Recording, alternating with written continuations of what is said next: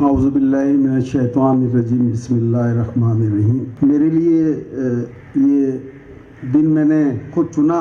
मैंने मुस्तफ़ा भाई से रिक्वेस्ट की कि मैं लेक्चर तो नहीं, मैं तो बात करना चाहता हूँ। इसकी एक वजूहात, जो बड़ी वजह थी, कई वजूहात में से वो ये थी कि कल 3 मार्च है और कल मुझे और मुस्तफ़ा भाई को आए हुए 3 साल हो जाएंगे। इस 3 साल में पाक सरज़मीन पार्टी तो 23 मार्च को बाकायदा ऐलान हुआ, लेकिन मैं ज़ाती तौर पर आप तो योम तासीस 23 को हम सब मनाएंगे, लेकिन मैं ज़ाती तौर पर पाक सरज़मीन पार्टी का वजूद 3 मार्च को ही समझता हूँ। ज़ाती तौर पर मैं, इसकी वजूहात हैं। मैं लेक्चर तो नहीं दूंगा, मैं आपसे गुफ्तगू करना चाहता था बाहैसियत पार्टी के सदर की हैसियत से नहीं, बाहैसियत पाक सरज़मीन पार्टी के कारकुन की हैसियत से और मुस्तफ़ा कमाल के कारकुन की हैसियत से। ये बात आपको अजीब लगेगी, मुझे पता है, लेकिन मैं बात करना चाहता था आपसे। दुनिया भर में मेरे जो गुफ्तगू का मौजू है वो नज़रिया है और तंजीम साजी है। ये मेरी गुफ्तगू का मौजू है जो मैं आपसे करना चाहता था, और क्यों करना चाहता हूँ ये मैं भी आपको बताता हूँ। पहले तो इस बात पर गुफ्तगू शुरू करते हैं कि नज़रिया क्या है। आप में से बहुत सारे लोग जो मुख्तलिफ़ तंजीमों से, सियासी पार्टियों से आए हैं और जब भी PSP में भी आए हैं तो इस पर गुफ्तगू होती रहती है, मैं नज़रियाती कारकुन हूँ, वो नज़रियाती कारकुन नहीं है। कभी कोई साथी नाराज़ हो जाता है तो खुद ब खुद नज़रियाती कारकुन लिखना शुरू कर देता है। कभी वैसे भी नॉर्मली जो है वो अपने आप को तहरीक से, तंजीम से, सियासी जमात से, जो भी समझे, जब उससे अपनी वाबस्तगी का ज़्यादा इजहार करता है तो कहता है मैं नज़रियाती कारकुन हूँ। तो आए गुफ्तगू करते हैं कि नज़रिया क्या होता है, क्या है नज़रिया। नज़रिए की जो इस्तिलाह जो इस्तेमाल होती है वो मुख्तलिफ़ ख़यालात, मुख्तलिफ़ सोच को बयान करने के लिए इस्तेमाल की जाती है। नज़रिया मुख्तलिफ़ ख़यालात, सोच को बयान करने के लिए इस्तिलाह इस्तेमाल की जाती है, उसको नज़रिया कहते हैं। नज़रिया एक इस्तिलाह है, बेसिकली अपने ख़यालात और अपने सोच को बयान करते हैं तो आप उसे नज़रिए का नाम दे देते हैं कि नज़रिया एक इस्तिलाह है, अपने ख़यालात और सोच को बयान किया जाता है तो उसे नज़रिया कहते हैं। जो इक़्तिसादी, समाजी, साइंसी किसी मुताल्लिक हो, कोई सोच हो, कोई ख़यालात हो, जब आप उसे बयान करते हैं उसे नज़रिया कहते हैं। और जो बयान करता है उसका वो नज़रिया होता है। जो भी वो बयान करे, जो भी उसका नज़रिया है, जो भी उसकी सोच है, जो बयान करता है उस नज़रिए का खालिक होता है। तो एक तो ये बात क्लियर हुई कि नज़रिया जो होता है वो आपकी सोच और ख़यालात जो आप बयान करते हैं, और जो बयान करता है तो उसके 2 लोग होते हैं। एक वो जो इसका खालिक होता है जिसने पहली दफ़ा वो बात की हुई होती है, और एक उसके फॉलोअर्स होते हैं जो उसकी बात को बयान करते हैं। तो एक नज़रिए का खालिक होता है और एक उसके फॉलोअर्स हो रहे, पैरोकार होते हैं। तुम उसे कारकुन समझ लो, जो चाहो। मैं, जिसका नाम अनीस कामखानी है, मैं 1983 से एक नज़रिए का हामी हुआ। जब 1984 में जब वो तलबा तंजीम थी जिसका नाम आल पाकिस्तान महाजिर स्टूडेंट ऑर्गेनाइजेशन था, जब वो महाजिर कौमी मूवमेंट में, जिसे हम उर्फ़े आम में तुम और हम MKM के नाम से जानते हैं, जो 1984 में बनी, मैंने उसे ज्वाइन किया नज़रियाती बुनियाद पर। मैं उसकी वो नहीं कारकुन, उनके नज़रियाती बुनियाद पर मैं ज्वाइन किया। मैंने उसे नज़रियाती बुनियाद पर क्यों, मैं हैदराबाद में रहता था, मैंने इंटर किया था। उस ज़माने में ये जो तुम अभी देखते हो, जो एक टेस्ट होता है इंजीनियरिंग में, मेडिकल में जाने से पहले टेस्ट नहीं होता था उस ज़माने में, बल्कि कोटा सिस्टम लग गया था और ज़िले बुनियाद पर, डिस्ट्रिक्ट बुनियाद पर कोटा होता था। कराची में कराची की डिस्ट्रिक्ट का होता था, हैदराबाद में हैदराबाद और अंदरूनी सिंध के डिस्ट्रिक्ट का होता था, हैदराबाद डिवीज़न के डिस्ट्रिक्ट का। चांद का मेडिकल कॉलेज में चांद का डिस्ट्रिक्ट के होता था। मेरा ताल्लुक हैदराबाद से था। मैं ठीक था पढ़ने में, ऐसा बुरा नहीं था, ठीक था पढ़ने में। तो मैंने 67% हासिल की और मैं डॉक्टर बनना चाहता था। मेरा एडमिशन नहीं हुआ और 54 के बदीन डिस्ट्रिक्ट के में एक रहने वाले का एडमिशन हो गया। तो मेरे अंदर एहसास महरूमी पैदा हुई पहली मर्तबा। मेरे अंदर एक एहसास पैदा हुआ पहली मर्तबा कि जब मेरी मेरिट है, मैं मेरे नंबर इतने हैं तो मेरा एडमिशन क्यों नहीं हुआ। इस एहसास ने, इस एहसास महरूमी ने मुझ में ख्याल जन्म लिया। मेरे अंदर पहली दफ़ा ये बात पैदा हुई। फिर मैं दीगर तालीमी इदारों में चला गया, वहाँ पे भी मेरे साथ यही मसला हुआ। हालांकि मुझे थोड़ा सा एडवांटेज है, जो सिंध में रहते हैं, कि मैं कैमखानी था, थोड़ा सा बनिस्बतन उर्दू बोलने वालों के मुझे थोड़ा सा एडवांटेज था कि मुझे सिंधी बोलना आती थी और मैं बेहतर तौर पे सिंधी बोल लेता था। थोड़ा सा सिंधी हमें कैमखानियों को थोड़ा सा एडवांटेज भी देते थे, लेकिन उसके बावजूद ये एहसास महरूमी मेरे अंदर पैदा हुआ। इसी एहसास महरूमी ने, ये मैं आपको बात बता रहा हूँ 83, 84, 85, 86 की, और उस वक्त के जो हालात थे उस पर ये गुफ्तगू की गई मेरे सामने कि भाई ये पाकिस्तान बना है, यहाँ सारी कौमियतें रहती हैं, लेकिन ये जो उर्दू बोलने वाले कौम लोग हैं, महाजिर जिसे हम कहते हैं, इनके साथ ये जुल्म हो रहा है, ये ज़्यादती हो रही है। क्या क्या ज़्यादती हो रही है कि भाई एक पठान है, एक बलोच है, एक सिंधी है, उसका अपना कल्चर है, जो मेरा कल्चर है ये उस कल्चर से मैच नहीं कर रहा। इस तरह की गुफ्तगू बताने का मकसद मुझसे की गई। एक सोच, जो मैं नज़रिए पे बात कर रहा हूँ, एक सोच मेरे सामने रखी गई, और क्योंकि मेरे साथ वाक़या हो गया तो मैं उस सोच का, उस नज़रिए का हामी बन गया, और मैंने उस सोच की बुनियाद पे, उस नज़रिए की बुनियाद पर उस पार्टी को ज्वाइन कर लिया। और फिर उसमें जो उस वक्त के उस नज़रिए के खालिक थे और उसको पेश करने वाले थे, जिसमें फिर मैं भी शामिल हो गया, वो इस शिद्दत से मेरे सामने पेश किया गया, और उस वक्त के जो सामने लोग थे उनकी भी नफ़रत मेरे साथ उसी तरह थी। तो उस नज़रिए ने मुझे उस नज़रिए से मजबूत कर दिया, उन हालात ने, और मैंने 30-35 साल उस नज़रिए को फॉलोअप में गुजारे, और बिल्कुल ईमानदारी से गुजारे। जो मुझे जानते हैं, जो मुझे समझते हैं, बिल्कुल ईमानदारी से गुजारे। उस नज़रिए का भी मैं हामी था ज़बरदस्त, और उसके खालिक का भी हामी था ज़बरदस्त, क्योंकि जो नज़रिया देता है, ऐसे कैसे हो सकता है कि नज़रिए से आप मोहब्बत करें, उसके खालिक से मोहब्बत करें? ऐसा हो नहीं सकता। कोई नज़रिया हो दुनिया में, हम इस्लाम से मोहब्बत करें और रसूलुल्लाह सल्लल्लाहु अलैहि वसल्लम से मोहब्बत करें, ऐसा हो नहीं सकता। आप अगर ईसाई हो और हज़रत ईसा अलैहिस्सलाम से मोहब्बत ना करें, ऐसा हो नहीं सकता। तो नज़रिए से मोहब्बत करेंगे, उसके खालिक से भी मोहब्बत करेंगे, वो कोई नज़रिया हो, कोई सोच हो। इसी तरह मैंने 35 साल उस नज़रिए के हिमायत में गुजारे, जेलें काटी, परेशानियाँ काटी, सब हुआ। और लोगों ने, आपको पूरी तारीख पता है, मैंने तो सिर्फ एक थोड़ा सा आपको वजूहात पेश किए नज़रिए की कि क्या बात थी। अब इससे आगे आ जाते हैं कि जिस नज़रिए के तहत मैंने और मेरे साथ के जितने लोग हैं, उन्होंने जेलें काटी, घर बार, मैं, एक लंबी हिस्ट्री है। मैंने अपना नाम इसलिए ये नहीं कहा कि मैंने ही ऐसा किया, मेरे साथ के जितने लोग हैं उन्होंने बदतरीन जेलें काट दी, परेशानियां भुगतनी, पता नहीं क्या क्या, अपने माँ बाप से इनकार कर दिए। अल्लाह और उसके रसूल के बाद अगर किसी की इज्जत का हुक्म है तो माँ बाप की, ना माँ बाप की फरमानी कर ली, बदतमीजी कर ली माँ बाप से। माँ बाप ने कहा ये काम करो, वो सारे काम कर लिए। रिश्तेदारों ने समझाया, जेलों में खानदानी लोग थे, कभी जेलों में जाना वैसे बुरा समझा जाता था, जेलों में चले गए, गर्ज के हर काम कर लिया। और क्यों ज्वाइन किया नज़रिया, मैंने आपको बता दिया। अब मैं देख रहा हूँ, जब मैं उम्र के इस हिस्से में आ रहा था, शऊर के मुख्तलिफ हिस्से इंसान तय करता है। जब मैं शऊर के एक हिस्से में आया कि भाई मुझे 25 साल हो गए, जिस नज़रिए का मैं हामी था, वो नज़रिया तो मैंने वोट दे दिए, नोट दे दिए, अपनी जवानी दे दी, मेरे जैसे लोगों ने सबने अपनी जिंदगियां तबाह बर्बाद कर दी, लेकिन वो नज़रिया कामयाब नहीं हो रहा। वो नज़रिया गलत नहीं था उन हालात और वाक़यात में, लेकिन उस नज़रिए को कामयाब उसका खालिक उससे मुकर गया और उसको कामयाब नहीं होने दिया। और मुख्तलिफ वजूहात आप मुस्तफ़ा की स्पीचेस में सुन चुके हैं कि उसकी क्या वजूहात है, उम्मत की तोड़, मैं इस पर आऊँगा क्यों नहीं कामयाब हुआ नज़रिया। लेकिन नज़रिया नाकाम हो गया, वो जो सोच, उसको अमली जामा नहीं पहनाया गया, वो मसले हल नहीं हुए जिसकी बुनियाद पर वो नज़रिया पैदा किया गया था। तो दुनिया भर में नज़रिए पैदा होते हैं, नज़रियों में तब्दीली की जाती है हालात और वाक़यात को देखकर,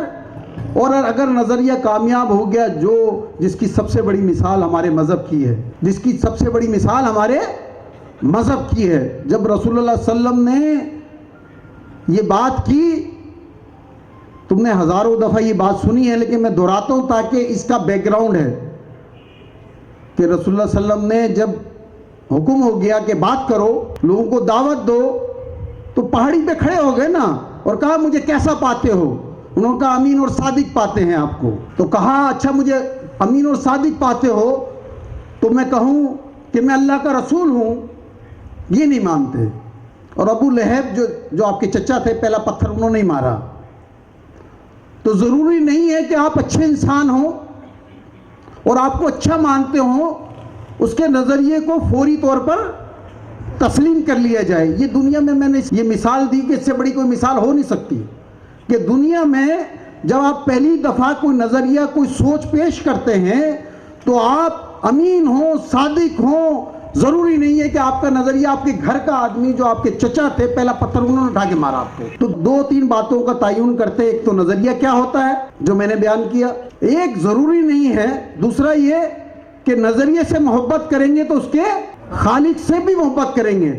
ऐसा हो नहीं सकता कि कहीं इस्लाम को मानते हैं और अल्लाह और उसके रसूल को नहीं मानते, ऐसा हो नहीं सकता। तीसरी बात कि नज़रिए में अगर नाकामी हो तो नज़रिया तब्दील किया जाता है, सोच तब्दील की जाती है। तो ये तो हो गया नज़रिया। अब ये नज़रिया आ गया, अब ये फैलेगा कैसे? पेश कर दिया, इसको फैलाया कैसे जाए, इसको लोगों तक पहुंचाया कैसे जाए? तो मेरे भाइयों, मेरे साथियों, उर्दू बोलने वाले 30-35 साल की जद्दोजहद के बाद वो नज़रिया ख़त्म हो गया, वो नज़रिया कामयाब नहीं हुआ। तो उसकी शिद्दत को, उसकी नाकामी को लोग महसूस करने लग गए जो भी शऊर रखते थे। उसमें से एक नाम मुस्तफ़ा कमाल का भी था और भी चंद लोग थे उनके साथी, जो ये बात करने लग गए कमरों में कि ये नज़रिया कामयाब नहीं हो रहा। जिस नज़रिए के तहत इसको बनाया गया था, लाखों लोग कुर्बानियां दे रहे थे, वो नज़रिया कामयाब नहीं हो रहा। तो कोई नया नज़रिया पेश किया जाए, नई कोई बात पेश की जाए। मैं माज़रत चाहता हूँ, अभी अक्सर मुस्तफ़ा भाई तो बात करते हैं, मैं जो गैर उर्दू बोलने वाले मैं उनकी तरफ आता हूँ। पहले मैं ये इस मरहले पे बात कर रहा हूँ। तो जो उर्दू बोलने वाले हैं, जिन्हें हम महाजिर कहते हैं, उनके लिए वो नज़रिया कामयाब नहीं हो रहा था। अब एक तरीका तो ये था कि उस नज़रिए के मानने वाले, क्योंकि 30-35 साल एक नज़रिए पे कायम हो चुके थे, हज़ारों लोग शहीद हो चुके थे, जेलें काट चुके थे, और उन्होंने उस माशरे में अपने घर से लेकर हर एक से झगड़ा कर लिया था।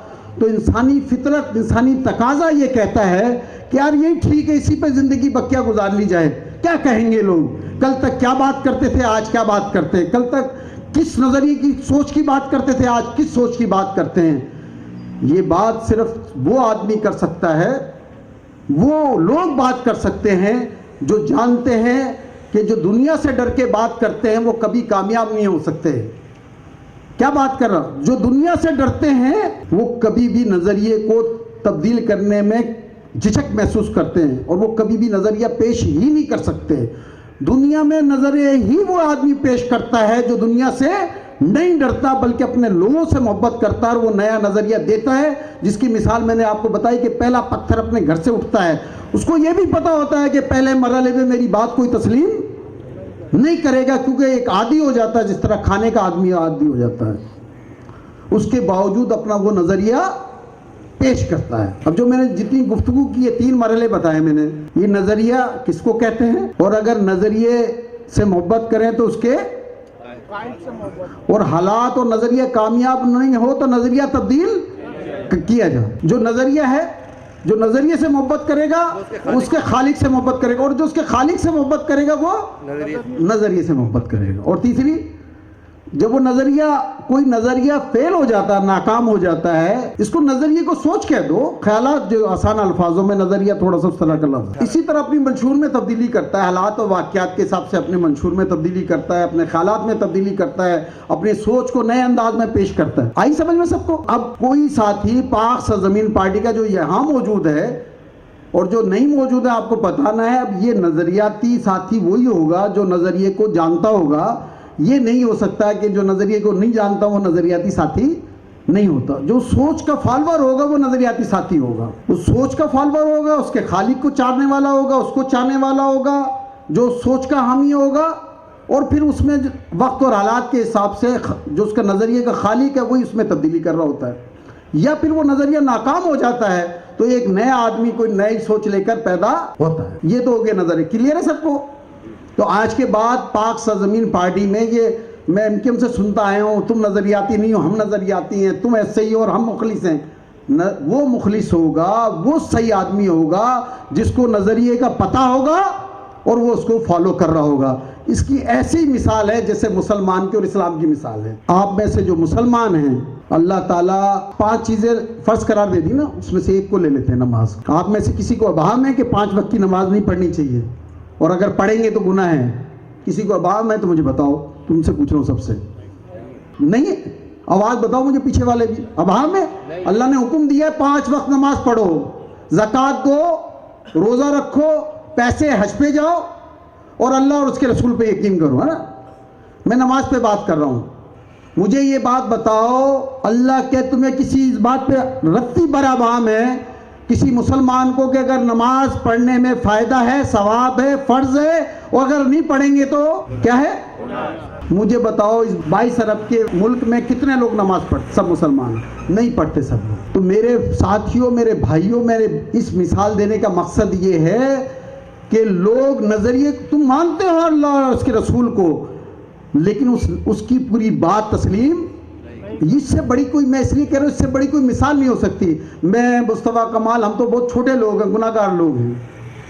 आप अल्लाह को मानते हैं, अल्लाह के उसके रसूल को मानते हैं, लेकिन उसकी बात को पूरी मानने के लिए तैयार नहीं है। ऐसे ही तुम्हारी पोजीशन होती है, ऐसी हर ऑर्गेनाइजेशन में लोगों की पोजीशन होती है। वो बात को सुनते हैं, समझते हैं। जैसे तुम में से जो लोग नमाज नहीं पढ़ते, उन्हें भी पता है कि अगर नमाज नहीं पढ़ेंगे तो गुनाह होगा और नमाज पढ़ेंगे तो सवाब होगा। उसके बावजूद तुम नमाज नहीं पढ़ते, अपने नफा और नुकसान को जानने के बावजूद नमाज। ये इंसान इसी तरह का है। एक तो ये तानेबाजी देना बंद करो, कोई नज़रियाती है भी है। अगर कोई नज़रियाती होगा, अगर पाक सरजमीन पार्टी में कोई नज़रियाती होगा तो फिर मैं नज़रिया भी अभी बयान करता हूँ थोड़ी देर में, और मुस्तफ़ा भाई जो उसके खालिक हैं मैं उस पर आता हूँ। लेकिन इंसान की फितरत ऐसी है, जैसे मैंने मज़हब की मिसाल दी, और सबसे बड़ी मैंने मिसाल बताई आपको कि अल्लाह और उसके रसूल की बात नहीं मानते, समझते हुए। अभाम नहीं है मुस्तफ़ा भाई को, और मुझे तो अभाम हो सकता है मुस्तफ़ा भाई को ख़ास तौर पे कि ये पता नहीं मेरी बात इनको समझ में आई है या नहीं आई है। सब समझ में आती है इंसान को। करता वो है जो उसकी मर्जी हो, उसका दिल चाह रहा हो, उसकी वजूहात, उसके असबाब बयान कर देता है, बहानेबाजी करता है, जैसे हमारे जैसे लोग भी करते थे जब नमाज नहीं पढ़ते थे। कई लोगों को सुनते। तो मैं नमाज पर बात नहीं, मैं तो एक मिसाल दी है ये सारी। तो मेरे साथियों, मेरे भाइयों, नज़रिए को मानो, कोई भी नज़रिया हो उसको मानो, उसके फॉलोअर बनो, तो उसको तस्लीम करो। अगर नहीं करोगे, जैसे ये कहते हैं मोमिन सुराख से एक दफ़ा डसा जाता है। अब तुम जितने साथी यहाँ बैठे हुए हो, तुम तो यार कितनी दफ़ा डसे जा चुके हो यार। इसका मतलब तुम मोमिन नहीं हो, मुसलमान हो।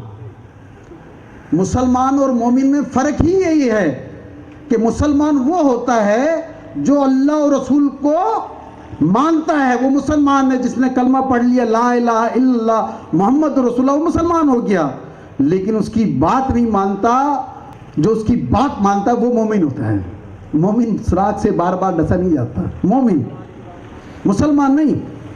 तो तुम और मैं जो बार बार धोखा खाते हैं, वो खाते ही इसलिए हैं कि हम मोमिन नहीं हैं।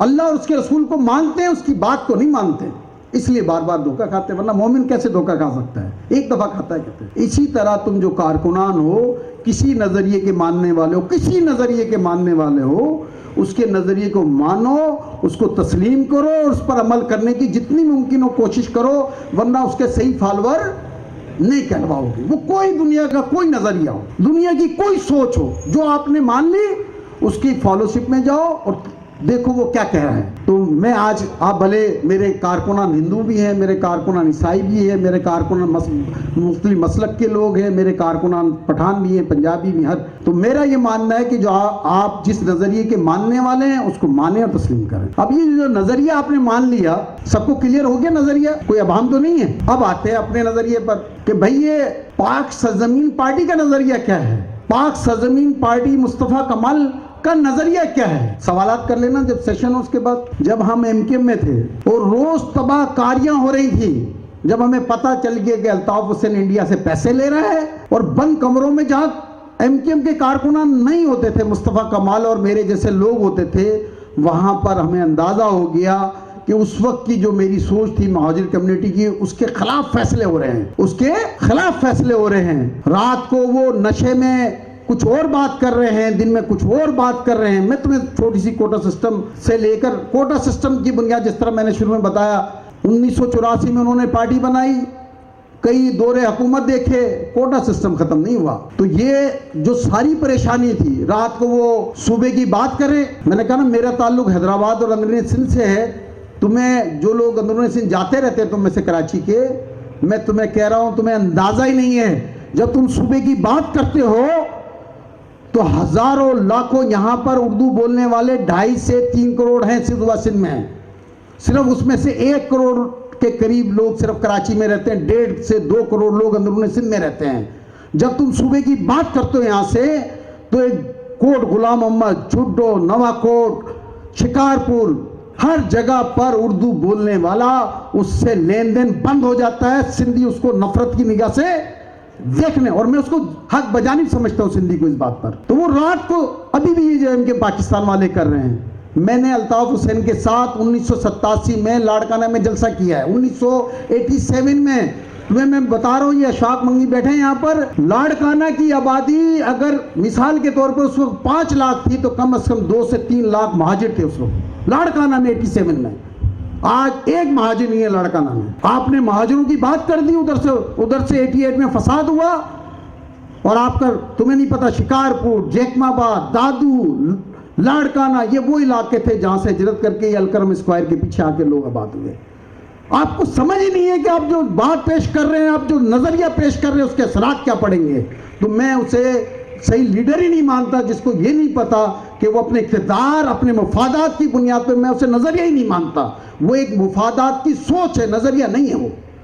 ये कि आमिर खान, खालिद मकबूल ये नजरिया दे सकते हैं, ये फारूक सत्तार क्या नजरिया दे सकते हैं। और जिसने नजरिया दिया था उस वक्त, उसको भी ख्याल नहीं था। रात को जब वो बात करता था तो उर्दू बोलने वालों का कारोबार, मेरे रिश्तेदारों का, ये आरती का काम तुम देखते हो देहात में क्या होता है। ये होता है कि फसल तैयार होती है, वो एक आदमी को बेच देता है।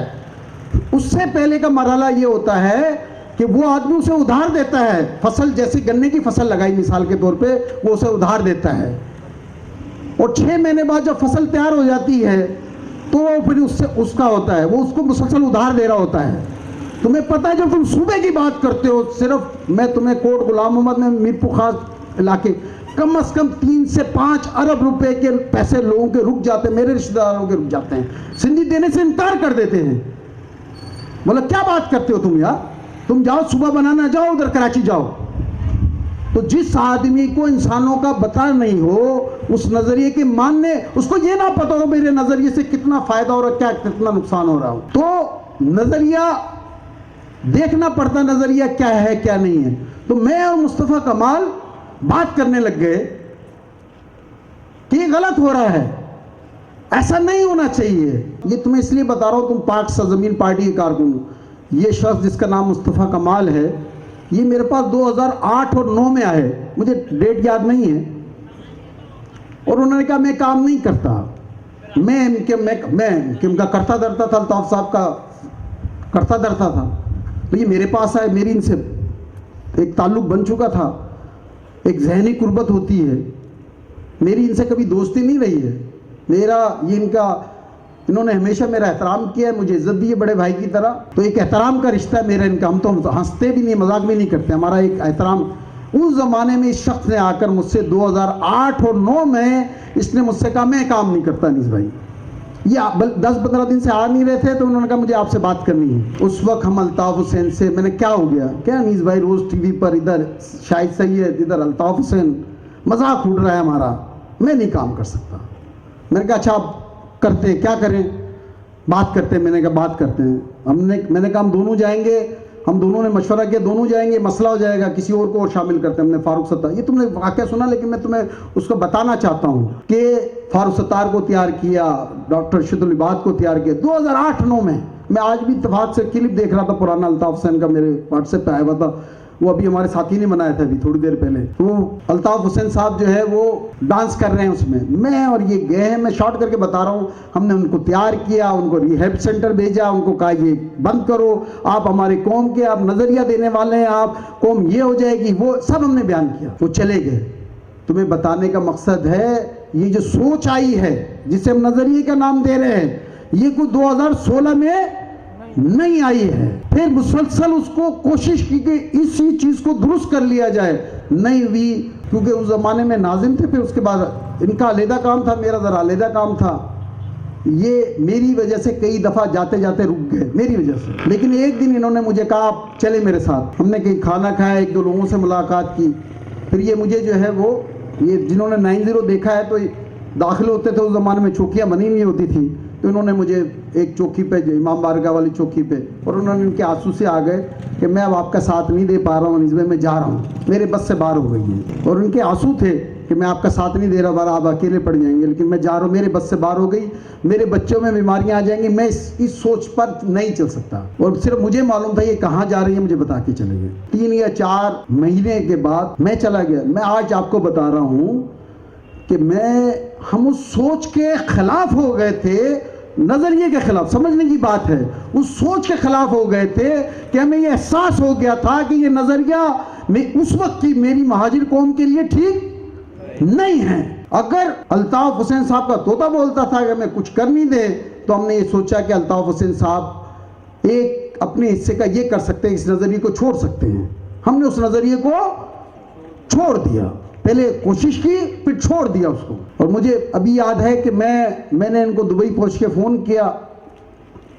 हम दोनों का एक ही शौक़ है, हम कोई किसी दूसरे लीडरों की तरह कोई कोकीन शौकीन दारू शारू तो लगाते नहीं हैं, तो हमारा तो दोनों का अक्सर मैंने कहा गुफ्तगू भी हम आपस में कम करते हैं, तो एक ही शौक़ है, खाना खा लेते हैं साथ। तो मुझे अभी तक याद है जब मैंने इन्हें फ़ोन किया कि मैं भी छोड़ के आ गया, तो ये मेरे लिए मंदी लेकर आए और हमने ज़बरदस्त खाना खाया सुकून का, और हमारा सियासत करने का कोई ख्याल नहीं था। लेकिन जो वो नज़रिया जो उस वक्त चल रहा था, वो नज़रिया दिन ब दिन ख़राब हो रहा था। मैं थोड़ा सा इसको स्टार्ट करता हूँ, फिर तंजीम साजी की तरफ आता हूँ कि नज़रिया फेल हो रहा था, और वो फेल नहीं हो रहा था। मेरे यहाँ पे 10 से 15 लोग मारे जा रहे थे, उर्दू बोलने वालों को पठानों से, बलोचों से, सिंधियों से लड़ाया जा रहा था, सियासी बुनियाद पे कत्लेआम हो रहा था। तो फिर ये सोचा गया कि कोई ऐसा काम करना चाहिए जो इसका अल्टरनेट नज़रिया हो, जो ऐसी बात हो जो मेरी कौम के लिए, मेरे लोगों के लिए ठीक हो। मैं थोड़ा सा इसलिए आपको लगेगा मैं आता हूँ उस पर, मैं महाजिरों से बात कर रहा हूँ, हम तो उस वक्त यही सोच रहे थे।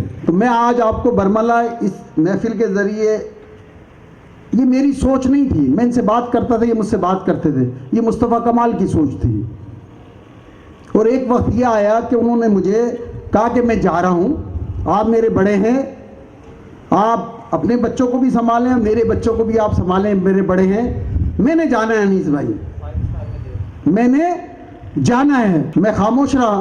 फिर मैंने, हमारी रोज़ मुलाकात, हम साथ ही रहते थे, रोज़ मुलाकात हुई, दूसरे दिन मुलाकात हुई, तो मैंने इनको कहा कि नहीं मैं आपके साथ चलूँगा।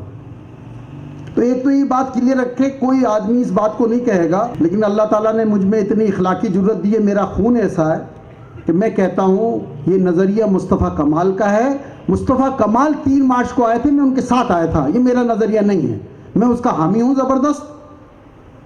मैंने उसमें मशवरे दिए होंगे, मैंने अपने ख्यालात शेयर किए होंगे, नज़रिया मुस्तफ़ा कमाल का है, और मैं मुस्तफ़ा कमाल के साथ आया था। मैंने उस पर हज़ारों आपस में हमने मीटिंगें की होंगी, नज़रिया मुस्तफ़ा कमाल का है। तो ये तो एक ज़हन नशीन करेंगे इस बात को, और इसी के मैं मानने वाला हूँ, मैं खुद उसका मानने वाला हूँ। हाँ, ये अलहदा बात है कि इस नज़रिए के लिए जब वो कर रहे थे, मैं उनका हम सफ़र बना, मैं उनका बिल्कुल एक साथ उनके साथ कमर से कमर लगा के खड़ा हो गया, और इंशाअल्लाह ताला मैं आखिरी आदमी होऊंगा जो मुस्तफ़ा कमाल के साथ खड़ा होगा। इंशाअल्लाह ताला वो दिन ना आए, आप सब खड़े होंगे इंशाअल्लाह, तो मैं भी खड़ा होऊंगा। तो ये तो होगी नज़रियाती बात। अब 3 मार्च 2016, तुम में से ईमानदारी से बताओ कितने लोगों ने प्रेस कॉन्फ्रेंस सुनी थी उस दिन? सब। तो जो उस दिन मुस्तफ़ा कमाल ने बात की वही नज़रिया है बेसिकली जो आप बात कर रहे थे। क्या है? मैं अपनी, मुस्तफ़ा कमाल अपनी कौम के लिए समझता है कि ये शरीफ ऐवान जो बैठे हैं, ये अशफाक मंगी जो बैठे हैं, ये जो साजिद बलोच बैठे हैं, मेरी कौम सबसे पहले तो अल्ताफ हुसैन से अलहदा हो जाए, मुझे मेरी कौम को और अल्ताफ हुसैन को अलहदा से देखा जाए। ये पहली बात थी मुस्तफ़ा कमाल की कि मैं, और आज का दिन इस बात का गवाह है कि मुस्तफ़ा कमाल की 3 साल की जिद्दोजहद गवाह है कि आज इंडिया और पाकिस्तान की लड़ाई हो रही है और महाजरों को उस नज़र से नहीं देखा जा रहा। ये मुस्तफ़ा कमाल की पहली जीत है। लोग कहते हैं मुस्तफ़ा कमाल हार गया इलेक्शन। नहीं हारा यार, मुस्तफ़ा कमाल इलेक्शन लड़ने थोड़ी आया था। मुझे पता है मुस्तफ़ा कमाल के पास नवाज शरीफ कितनी दफ़ा राब्ता कर रहा था, इमरान खान कितनी दफ़ा राब्ता कर रहा था। अगर मुस्तफ़ा कमाल को सीटों की बात होती, ये मसला होता, तो मुस्तफ़ा कमाल ये वाला काम करता ही नहीं। बच्चे हैं क्या लड़ने आ गए ऐसे उठ के? नहीं। तो मुस्तफ़ा कमाल का पहला नजरिया यह था कि मेरी कौम को और अल्ताफ हुसैन को अलग करो। ये पहला नजरिया है जो, और आज अल्हम्दुलिल्लाह आज का दिन गवाह है, ये जो पिछले 1 हफ्ता गवाह है कि इदारों का इजलास नहीं हुआ कि अजीजाबाद 90 के जरा फोन टेप करो, देखो 90 पर क्या हो रहा है, लियाकताबाद में क्या हो रहा है, हैदराबाद में क्या हो रहा है, ये महाजिर क्या करेंगे। आज उन्हें पता है महाजिर वही करेगा जो पाकिस्तान के लिए सही है, जो इस मुल्क के लिए सही है। अब कोई अभाम इसमें है नहीं। लेकिन ये कारनामा किसने अंजाम दिया? इस नजरिए ने, मुस्तफ़ा कमाल ने। नंबर 1। नंबर 2, ये इलाज नहीं है कि महाजिर किया जाए। नहीं है मेरी कौम के लिए इलाज कि महाजिर कर कर मैं अपनी कौम को अलग कर दूं। ये नहीं है इलाज। मेरी कौम में अदीब रिजवी पैदा होते थे, मेरी कौम में डॉक्टर अब्दुल कदीर पैदा होते थे, मेरी कौम में बड़े बड़े लोग पैदा होते थे, सियासतदानों में बड़े बड़े लोग पैदा होते थे। मैं आज तुमको छोटी सी मिसाल देता हूं कि आज इस शहर में लीडरशिप नहीं पैदा हो रही। लाहौर में नून के लीडर नवाज शरीफ, शहबाज शरीफ, साद रफीक, फला फला फला, पीपल्स पार्टी इक़्तिदार हसन, फला फला फला फला, पीटीआई शफकत महमूद, फला फला फला। कराची से क्यों नहीं पैदा हो रहा कोई लीडर? इसलिए कि उसको महदूद कर दिया गया, बिल्कुल महदूद कर दिया गया, उस नतीजे में पहुंच के कि महदूद हो जाए। ये उर्दू बोलने वालों के लिए ठीक बात नहीं है। अगर उर्दू बोलने वाले महाजरों के लिए अगर कोई दूसरी ठीक बात है, वो ये ठीक बात है कि यहाँ के रहने वाले मुस्तकिल जो बाशिंदे हैं सारे, उनके साथ मोहब्बत और भाई के साथ रहा जाए। ये मुस्तफ़ा कमाल का दूसरा मंशूर नजरिया है। आज अल्हम्दुलिल्लाह लियारी जा रहे हैं, आप कटी पहाड़ी जा रहे हैं। ये हमारे आने से पहले ये सुराब बोर्ड पे आप बकरा खरीदने नहीं जा पा रहे थे। आप बकरा खरीदने, कुर्बानी वाला बकरा खरीदने आप नहीं जा रहे थे। एक जमाना था जब एमक्यूएम नहीं बनी थी तो आप कढ़ाई खाने जाते थे। आज अल्हम्दुलिल्लाह दोबारा से वो जमाना आ गया है। आप लियारी नहीं जा पा रहे थे। आप लियारी, आप उर्दू बोलने वाला घुसता था, आपकी लाश मिलती थी। आज आप चील चौक पे जाकर बात करते हैं। ये मुस्तफ़ा कमाल के नजरिए की दूसरी कामयाबी है। लोग कहते हैं मुस्तफ़ा कमाल नाकाम हो गया इलेक्शन में, वोट नहीं पड़े उसको बात करना नहीं आती, उसको ये नहीं आता उसको। अरे तुम्हें पता ही नहीं है कि मुस्तफ़ा कमाल आया किस लिए? वो ये इलेक्शन लड़ने थोड़ी आया था मुस्तफ़ा कमाल। इलेक्शन लड़ने आता तो वो सीधा सीधा या तो वापस एमक्यूएम में आता, वो पीटीआई में जाता, धड़ल्ले से होता, अपनी सीट निकालता, बोलते हो ये सिटी नाजिम था, इसने बड़ा काम किया। मुस्तफ़ा कमाल अपनी सिटी नाज़िमत के काम लेकर नहीं आया था, नया नजरिया, नया सोच देने आया था। वो रोया था उस दिन दिल से, मुझे पता है। मैं और ये बैठे एयरपोर्ट पर कार्ड लिख रहे थे, ये बात करें अनीस भाई, ये बात करें, अच्छा ये बात करें। मुझे पता है इस आदमी ने कार्ड ही नहीं उठाए। इसने जो बोला, जो 2.5-3 साल से जिसके जहन में था, वो उसने फिल बदी बोला। मुझे पता है इस बात का। तो जो लोग मुस्तफ़ा कमाल को नाकाम समझते हैं वो खुद नाकाम है, क्योंकि वो समझते हैं कि इलेक्शन जीतना कामयाबी है। नहीं भाई, जो नजरियाती होता है वो अपने नजरिए की कामयाबी को कामयाबी समझता है, उस नजरिए की नाकामी को अपनी नाकामी समझता है। आज अगर इलेक्शन जीत जाते और कटी पहाड़ी पे उसी तरह मर रहे होते, लियारी में उसी तरह मर रहे होते, तो मुस्तफ़ा कमाल नाकाम हो जाता, भले आप इलेक्शन जीत जाते। नहीं हुआ मुस्तफ़ा कमाल नाकाम। तीसरी बात कि मुस्तफ़ा कमाल सिर्फ कराची के लिए नहीं पैदा हुआ, वो इस सिंध के लिए पैदा हुआ है, वो इस पाकिस्तान के लिए पैदा हुआ है। ये अब उसकी तीसरी कामयाबी है जो आपने करनी है। वो क्या कामयाबी है? वो ये इस पाकिस्तान को कैसा देखना चाहता है, वो इस कराची को, सिंध को कैसा देखना चाहता है। जब हम दुनिया भर में जाते हैं तो दुनिया को तरक्की याफ्ता देखकर एहसास कमतरी पैदा होती है। आज दुनिया में साउथ अफ्रीका का मुल्क कीनिया मुझसे बेहतर है। मैं दुबई अभी होकर आया, मैं इलाज के लिए एक जगह और गया था। खुदा की कसम मैं हैरान, मैं अपनी बीवी से बात कर रहा, कचरा क्यों नहीं नजर आ रहा मुझे? हम तो कचरे के आदी हो गए भाई। गटर क्यों नहीं उबल रहे यहाँ पर? ये मेरे बच्चों को रोजगार कैसे मिल रहा है? क्या माशी पैकेज होना चाहिए? ये शहर कैसे दुरुस्त होना चाहिए? ये सिंध कैसे दुरुस्त होना चाहिए? ये पाकिस्तान कैसे दुरुस्त हो जाना चाहिए? ये मुस्तफ़ा कमाल के नजरिए की तीसरी पैक ये भी बाकी है। जो उसके 3 नजरियाती पॉइंट थे, मराइल थे, उसमें से 2 पे वो कामयाब हो गया, तीसरा भी बाकी है। वो इलेक्शन के जरिए पॉसिबल है। ऐसा नहीं है कि मुस्तफ़ा कमाल अभी जो है सतार ईदी की तरह हम अपनी एम्बुलेंस सर्विस शुरू कर दें छिपा साहब की तरह तो हम कामयाब हो जाएंगे, खिदमत करना शुरू कर दें। नहीं, वो जो कामयाबी है उसका तरीका ये कि पार्लिमानी सियासत में हिस्सा लिया जाए, वजीर आला बना जाए, मेयर बना जाए, वजीर आजम बना जाए और उसके जरिए ये सारी कामयाबी हासिल की जाए। ये है नजरिया मुस्तफ़ा कमाल और पाक सरजमीन पार्टी का। एक नजरिया है, 3 मराइल हैं। मुस्तफ़ा कमाल चाहते थे कि अल्ताफ हुसैन और महाजरों को अलहदा करके देखा जाए। दूसरा, मुस्तफ़ा कमाल चाहते हैं कि महाजरों को दीगर कौमियतों से जोड़, जो हम जोड़ वाली बात कर रहे हैं वो किया जाए। और तीसरा ये कि मुस्तफ़ा कमाल चाहते हैं कि कराची समेत पूरा सिंध और पाकिस्तान खुशहाल हो, तरक्की याफ्ता हो। ये 3 पॉइंट, ठीक है। अब आसान कर दिया मैंने। महाजरों के लिए प्लस उस सब दीगर कौमियतों के लिए ये बेहतर है कि वो सब मिलकर भाईचारगी से रहे। इसके अलावा वो फिर उम्मत वाली बात जो मुस्तफा करते हैं उससे जोड़ लेना। मैंने तो एक शार्ट करके बताया ये, ठीक है। क्लियर हो गया सब पीछे वाले? अब ये तो हो गया नजरिया।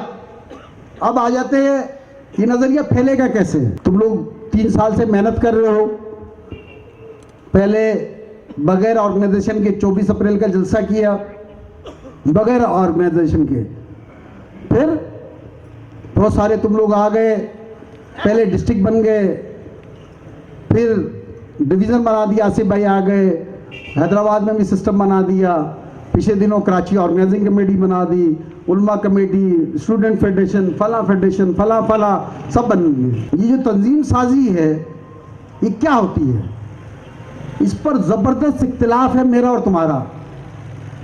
मेरा ये मानना है, मैं तुम्हें बयान कर देता हूँ कि ये नज़रिया कोई भी नज़रिया है, उसको जो फैलाने का तरीका है उस पर इख्तिलाफ है। दुनिया में हम सब, तुम सब समझदार लोग हैं, दुनिया को उठा लो, फिर सबसे बड़ी रसूलुल्लाह सल्लल्लाहु अलैहि वसल्लम से लेकर और आज की जो ऑर्गेनाइजेशन है जितनी भी, कि वो कैसे फैला रही है नज़रिए को, सोच को कैसे फैला रही हैं। तुम और मैं इस तरह नहीं फैलाते। मैं तुम्हें तंजीम साजी का जो 3-4 लाइन है वो बयान करता हूँ, फिर मैं उसकी डिटेल में जाता हूँ। तंजीमी ढांचा एक फ्रेमवर्क होता है जो आपको अपने मकासद को हासिल करने में मदद करता है। क्या होता है तंजीम? फ्रेमवर्क। एक फ्रेमवर्क होता है, एक ऑर्गेनाइजेशन होती है जो आपको अपने मकासद यानी अपने नज़रिए तक पहुँचने में, उसकी कामयाबी तक पहुँचने में क्या करता है? मदद करता है। जो मुख्तलिफ सरगर्मियाँ करता है और कारकुनों और ज़िम्मेदारों के दरमियान ताल्लुकात का तयन करता है कि किस तरह ताल्लुकात रहेंगे ओहदेदारों के दरमियान, और अपने इज्तिमाई मकासद जो उसका नज़रिया है उसको हासिल करने के लिए तंजीमी ढांचा बहुत ज़रूरी होता है। अब ये है तंजीमी ढांचा, तंजीम साजी की वजूहात, रीज़न कि तंजीम साजी क्यों की जाती है।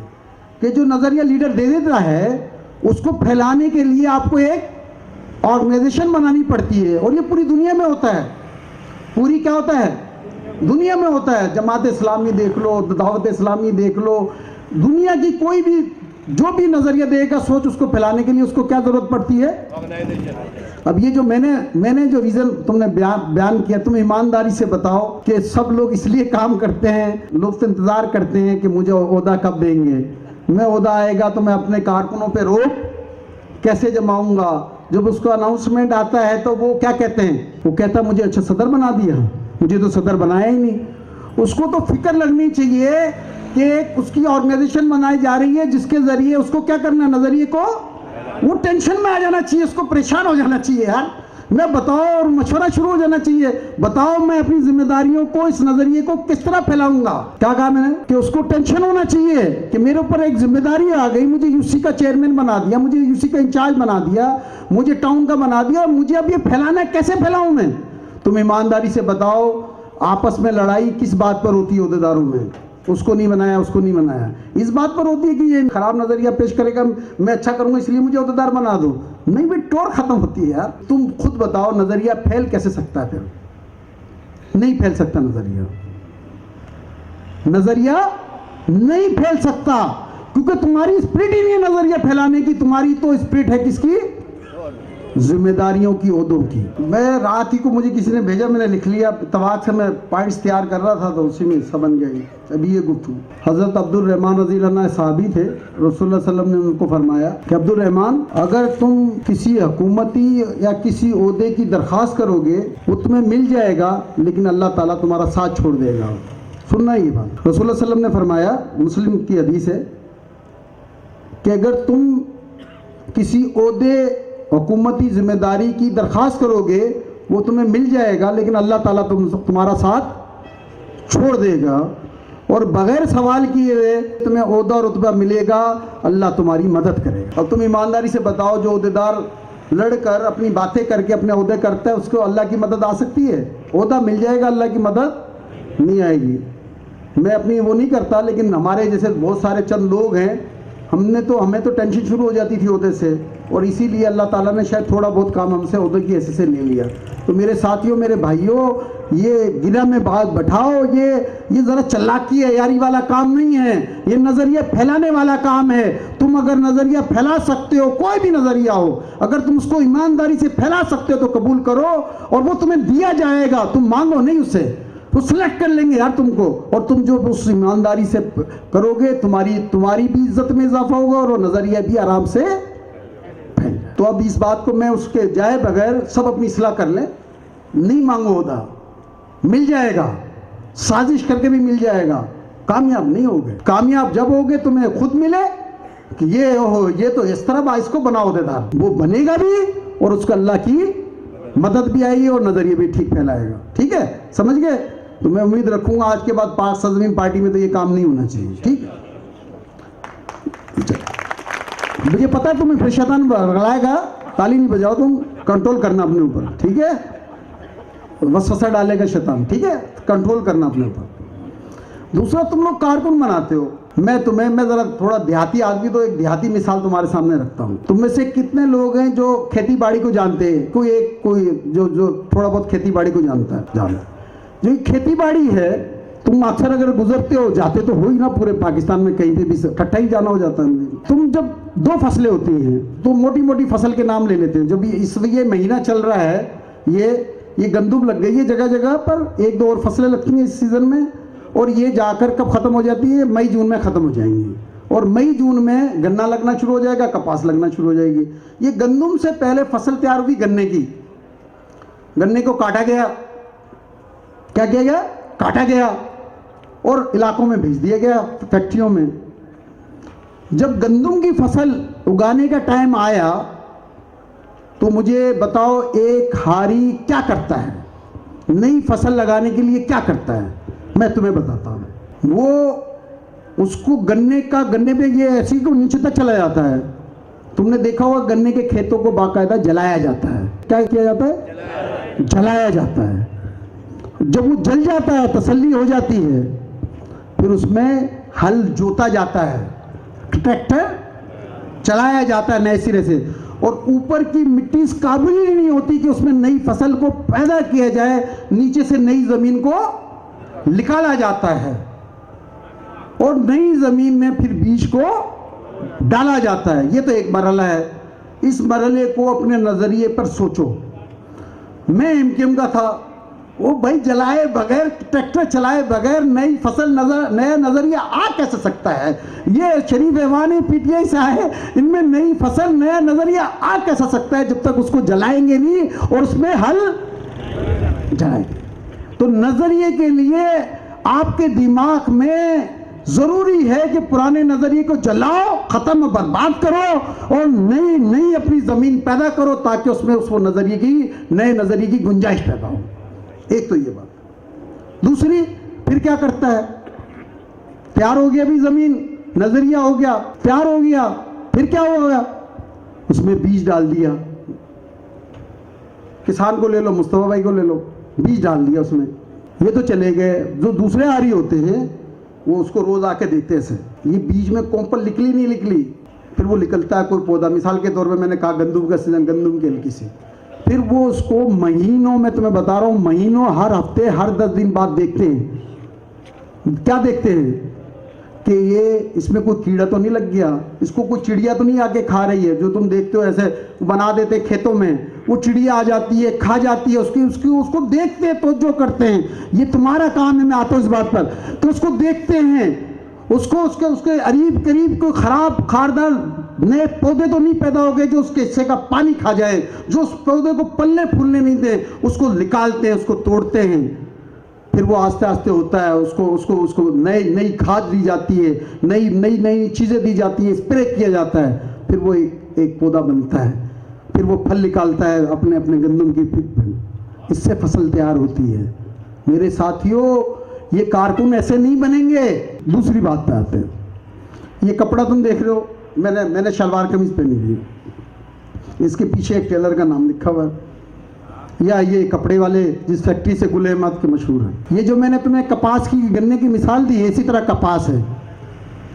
जो वो कपास तैयार हो जाती है 6 महीने बाद, तो क्या होता है वो, उसको तुम देखते हो इधर पीछे बांधते हैं, क्या टोकरा बांधते हैं, फिर उसको एक जगह जमा कर देते हैं, फिर जो उसका ऊपर वाला पीस है वो इलाकाई एक कॉटन फैक्ट्री कहलाती है, वहाँ बेच देते हैं वो, वहाँ से वो पीस निकलता है, क्या करता है, पीस निकलता है, फिर वो जो कॉटन बच जाती है वो शहर आ जाती है, उसकी तुमने देखा होगा बाकायदा एक मशीन आती है, उसको पंच करके एक गट्ठर टाइप का बना देते हैं, वो बेचते कहाँ पर, फैक्ट्री में, कॉटन फैक्ट्री में जहाँ धागा बनता है। वो धागा, जब धागा वाला फिर वो उसको धागा बनाकर बेच देता है कहाँ पर, जहाँ कपड़ा बनता है। कपड़े वाला उस कपड़े को बनाकर, ये अरशद भाई को पता है, उसमें फिर वो कलर करने के लिए क्या बेचते हैं, डाइंग फैक्ट्री में बेच देता है, और वो कपड़ा तैयार होकर क्या जाता है, गोल्डन मार्केट में आ जाता है, वहाँ से इलाकाई दुकानों पे चला जाता है। तुम खरीदते हो, तुम क्या करते हो, खरीदते हो, उसकी ड्रेस बनाते हो जो तुम और मैंने पहन रखा है। तुम ईमानदारी से बताओ भी, मैंने कपड़े, किसी ने भी कपड़े पहन रखे, ब्रांडेड हो या बगैर ब्रांडेड हो, इस कपड़े को 2 बुनियाद पे पहचाना जा रहा है अभी। एक पहचाना जा रहा है इसको कि ये किस आखिरी तरफ, ये गुल अहमद का है, फला कंपनी, फला फैक्ट्री का है, या ज़्यादातर इसको टेलर की बुनियाद पे पहचाना जाएगा। मुझे बताओ इसमें किसान कहाँ गया, उसमें मुझे बताओ जिसने छांटी की वो कहाँ गया, जिसने इसमें से फैक्ट्री में इसको जमा किया वो कहाँ गया, जिसने धागा बनाया वो कहाँ गया, जिसने इसको कपड़ा बनाया वो कहाँ गया, जिसने इसको कलर किया वो कहाँ गया, जिसने इसको बेचा वो कहाँ गया। आखिरी फाइनल प्रोडक्ट जिसकी होती है नाम और काम सब करते हैं। तुम में ये जज्बा क्यों नहीं पैदा हो रहा? कभी तुमने कहा, मैं इस चक्कर में निकला कभी कि ये कपड़ा देखूं, बताओ ये सिंध में कौन से खेत में हुआ था, सिंध में कौन से खेत नहीं होता। तुम फुटबॉल देखते हो, फुटबॉल में 11 खिलाड़ी होते हैं, सिर्फ 3 से 5 खिलाड़ी फॉरवर्ड होते हैं। दुनिया में मैं तुमसे दावा कह रहा हूं, तुम इतने लोग बैठे हुए हो, एक आदमी मुझे किसी फुल बैक का या सेंटर हाफ का नाम बता दो, किसी मशहूर फुल बैक का नहीं बता सकते तुम जितने मशहूर फुटबॉलर हैं वो सारे सेंटर फॉरवर्ड होते हैं जो गोल करते हैं। हालांकि सारी मेहनत गोलकीपर करता है, जो बॉल को रोकता है फिर बॉल करके सेंटर हाफ को देता है, फुल बैक को देता है, full back ball centre half को देता है, और गोल जो है वो फॉरवर्ड करता है, फिर वो सामने वाला अटैक करता है। तुमने अक्सर देखा होगा सेंटर जो फॉरवर्ड्स हैं वहीं खड़े रहते हैं, किसकी तरफ, उसी जो मुखालिफ टीम है। वो जो सेंटर हाफ है जिसने पास दिया वो फुल बैक है, फिर लड़ रहा होता है। एक तो वो लड़ रहा होता है किसके लिए, गोल करने के लिए, और एक लड़ रहा होता है किसके लिए, गोल बचाने के लिए। कारकुन नजरियाती वो होता है जो इस तरह का किरदार अदा करता है, इस तरह का नहीं करता जो सेंटर फॉरवर्ड वाला करता है। कारकुन वो होता है। तो मेरे साथियों, अगर तुम चाहते हो, तुमने मेहनत की है, 3 साल हो गए, तुमने मेहनत की है, तुमने बहुत मेहनत की है, लेकिन तुमने इस तरह मेहनत नहीं की, और अगर इस तरह मेहनत नहीं करोगे कभी भी कामयाब नहीं होगे। जिस शख्स का नाम मुस्तफ़ा कमाल है, मैं उसको पिछले 10 साल से जानता हूं। मैं तुम्हें इसलिए बात कह रहा हूं, मुस्तफ़ा कमाल को जो लोग जानते हैं, जैसे मैंने कहा जब कोई बयान करने वाला ठीक आदमी हो तो मुस्तफ़ा कमाल को मैं जानता हूँ। मैं 3-4 साल से तो उसके साथ घर में रहता हूँ। वो एक ईमानदार आदमी, तहज्जुद गुजार आदमी, सच्चा खरा आदमी, अपनी बात पर रुकने वाला आदमी। कहते मुस्तफ़ा कमाल में गुस्सा है। अबे खरे आदमी की तो पहचान ही बताई है। हजरत अली कह रहे हैं कि अगर आदमी जिसका कोई दुश्मन नहीं है वो तो आदमी क्या है, क्या है? वो भी तुम्हारा लीडर मुनाफिक नहीं है यार। तुम्हारा लीडर या तो उसको बोलो मुनाफिक बने यार। तो मैं तो फिर जब मुनाफिक बनेंगे तो मैं इनको लीडर मानने से इनकार कर दूंगा यार। तुम्हारा लीडर मुनाफिक नहीं है। अगर वो गुस्सा कर रहा है सही बात पर तो वो यही तो उसकी सच्चाई है। बना देते हैं मुनाफिक, उसको बोलते हैं भाई कल से मुनाफिक हो जाओ यार, सबसे हंस के बात करो यार, ये आप पे इल्जाम लगाते हैं लोग। यही तो उसकी सबसे बड़ी खूबी है जो उसकी खराबी करके लोग क्या करते हैं, गुफ्तगू करते हैं। ये तो उसकी सबसे बड़ी खूबी है। उसी के लिए तो मैं अपनी 35 साल की जिंदगी में आपको बिल्कुल ईमानदारी से बता रहा हूं, मैं नहीं आता। मैं 3 मार्च को आने वाला आदमी नहीं था। मुझे तो मुस्तफ़ा कमाल ने कहा मैं जा रहा हूं। मैंने कहा मैं भी आपके साथ अकेले तो नहीं जाने दूंगा।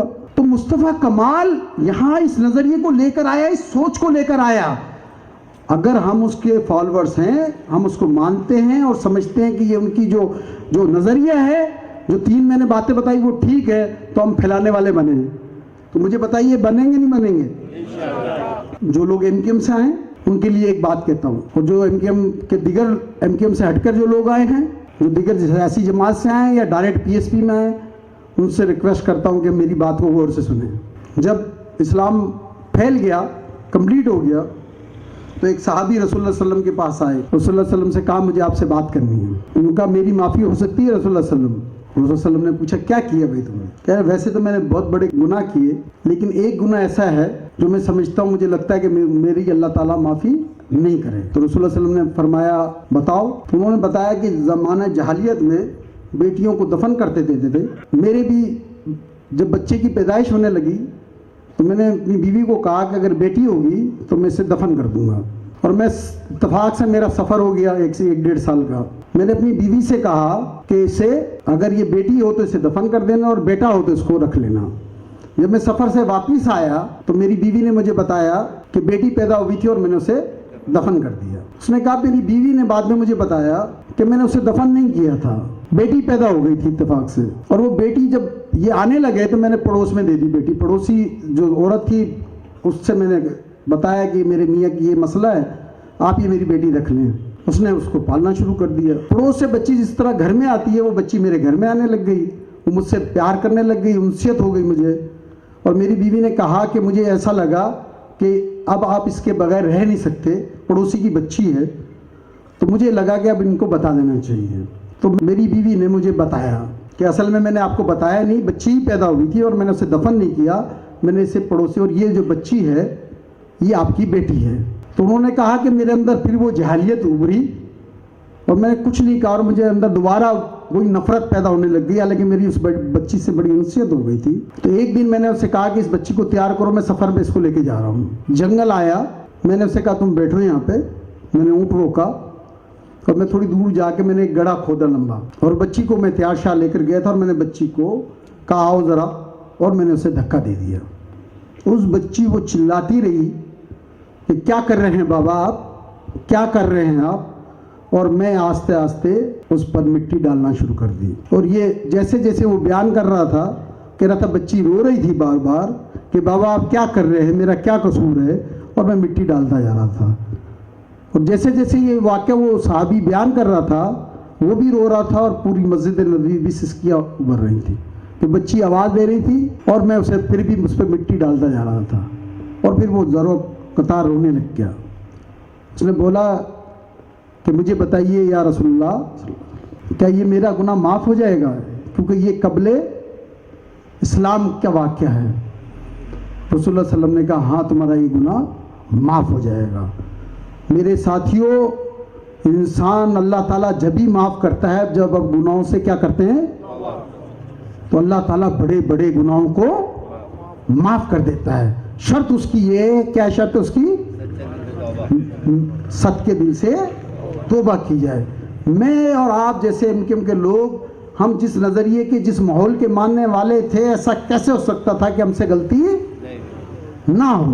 वो माहौल ही नहीं था। अपनी गलती को तस्लीम करके, माफ़ करके, नए नज़रिए को दिल से तस्लीम करना, जो मैंने आपको खेत वाली भी मिसाल दी है, जब तक ये नहीं करेंगे अल्लाह ताला की तरफ से माफ़ी नहीं आएगी। और मैं नए साथियों को कहता हूँ कि जो माफ़ कर दें उनके सामने वो जिक्र ना करें, तो इससे मोहब्बतें पैदा होंगी। इससे कभी भी अरबी अजमी वाला जो मेरे रसूल का आखिरी खुतबा सल्लल्लाहु अलैहि वसल्लम का, ना काले को गोरे पर, ना मेरे कारकुनों में, मुस्तफ़ा कमाल के कारकुनों में ये फ़र्क होना चाहिए कि सिंधी है, बलोच है, महाजिर है, ना ये फ़र्क होना चाहिए कि शिया है, सुन्नी है, देवबंदी है, ना ये फ़र्क होना चाहिए मुसलमान है, हिंदू है, ईसाई है, बल्कि उसके दरमियान एक ज़बरदस्त किस्म का तौर पे नज़रियाती मोहब्बत पैदा होनी चाहिए, अखलाक पैदा होना चाहिए। जैसे हज़रत यूसुफ़ अलैहिस्सलाम के भाइयों की तरह नहीं, हज़रत मोहम्मद सल्लल्लाहु अलैहि वसल्लम के भाइयों की तरह, हज़रत इमाम हुसैन के अब्बास की तरह आपस में मोहब्बत पैदा करो, आपस में इखलास का रिश्ता बनाओ, खुलूस का रिश्ता बनाओ।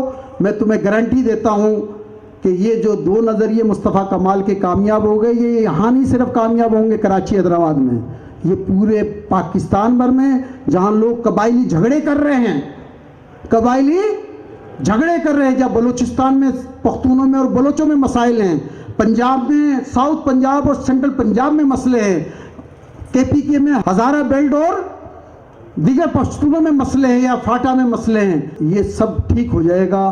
तुम इस पैगाम के देने वाले बनो, सच्चे बनो, मुखलिस बनो। वरना मेरी आज रिक्वेस्ट है तुमसे, मेरी गुफ्तगू के बाद तुम्हें इस नज़रिए को नहीं फैला सकते तो इस नज़रिए को छोड़ो, वरना सच्चे नज़रियाती फैलाने वाले बनो। पाकिस्तान जिंदाबाद, मुस्तफ़ा कमाल जिंदाबाद।